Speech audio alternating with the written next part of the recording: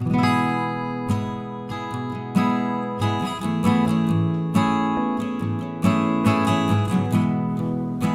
ciclón del 46. El tren de las 22 llegó puntualmente ese viernes 13 de 1946. El periodista descendió en medio de la desolación y comenzó a caminar las calles, envuelto en la polvareda, las sombras, tratando de ver algo más por sobre los escombros y la oscuridad. Esta historia de 2 días se inicia el miércoles, cuando, a pesar de que todas las descripciones coinciden en que el pueblo anocheció con calma,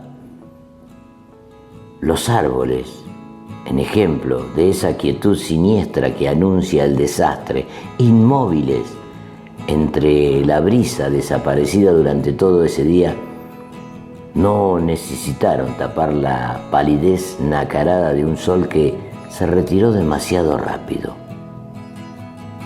Desprevenidos, indefensos, sobresaltados, así se despertaron esa madrugada.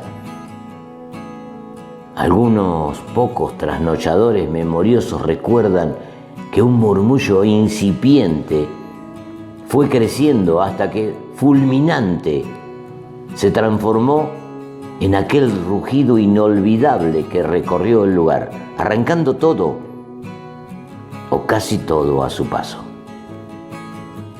Sostienen que la impresionante espiral que duró un santiamén, pero fue vivida casi como interminable, dejó al alejarse un silencio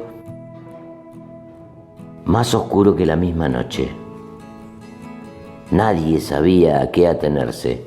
En la población, pasmada y reaccionando a tientas, tras el espanto naturalmente hacia su aparición, entre escenas devastadoras que la pobre iluminación de lámparas parecía acentuar, el ambiente en sí mismo era llanto.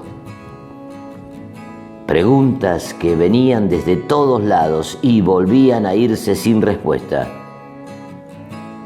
Entre desprendimientos de chapas y de hierros, entre paredes que caían estruendosamente, las raíces de las plantas desparramadas por todos lados, fueron la escenografía agónica de las primeras víctimas encontradas. Y con la precariedad que contagiaban los incesantes desmoronamientos, a las 3 de la madrugada se estaban prestando los primeros auxilios. Por aquí, por allá, animales muertos o en agonía, trozos de muebles, cartas embarradas, techos desperdigados por las calles.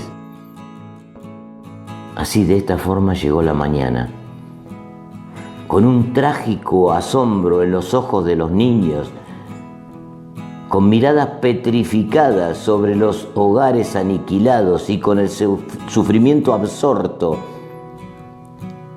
indescifrable, espeso, a medida que se iban encontrando cuerpos sin vida. Fue en este escenario de caos y desconciertos donde los gestos de solidaridad y amor al prójimo se transformaron en casi lo único, porque esos fatídicos 30 segundos de un viento soplando a 150 kilómetros por hora dejaron un saldo de soledad, de desgracia, pero también de colaboración, de mano tendida, de incorporarse para ser más fuertes que el mismo horror. En la ayuda al que necesita, las farmacias entregaban gratis los medicamentos. Las tiendas daban las frazadas, abrigos, mantas. y aquel poblador, que había tenido la fortuna de salir indemne físicamente, ayudaba a los más débiles y a los heridos. Transcurrieron muchas horas hasta que la noticia se conoció en la capital. Un primer parte informaba que en un ignoto pueblito llamado Carlos Casares, a las 2:40 de la madrugada del jueves 12 de septiembre de 1946, había pasado un ciclón, dejando un saldo de 13 fallecidos, más de 100 heridos y cerca de 120 casas derribadas. En honor a la verdad, al otro día, todavía no se podía establecer la magnitud de la catástrofe, pero la gente, para entonces, ya estaba preparando el entierro de sus muertos. Y en el colmo del desconsuelo, pasada las 5 de la tarde ese viernes, una agobiada caravana de más de 5.000 personas acompañó a los féretros bajo una llovizna hasta su última morada. El diario capitalino, enterado de lo sucedido, decidió enviar a un par de periodistas para que realice la cobertura del suceso. El tren llegó el viernes. En este estado de cosas y su luto se podría decir que, milagrosamente, sin alma, a la estación. Al bajar, el cronista percibió el frío y la desolación. Ni bien se dispuso a recorrer las calles en dirección al centro, se apabulló. Lo primero que pensaba hacer era ir a la escuela Bernardino Rivadavia, ya que tenía noticias de que allí se encontraban albergadas muchas de las 1.300 personas que se habían quedado sin techo. Jamás antes había escuchado hablar de Casares, pero durante el viaje se había enterado detalles de la tragedia. Por esta razón, al girar la cabeza y toparse con un viejo árbol que malherido se mantenía de pie tosudamente, vio que estaba asistido por una estaca que seguramente algún vecino le había acercado.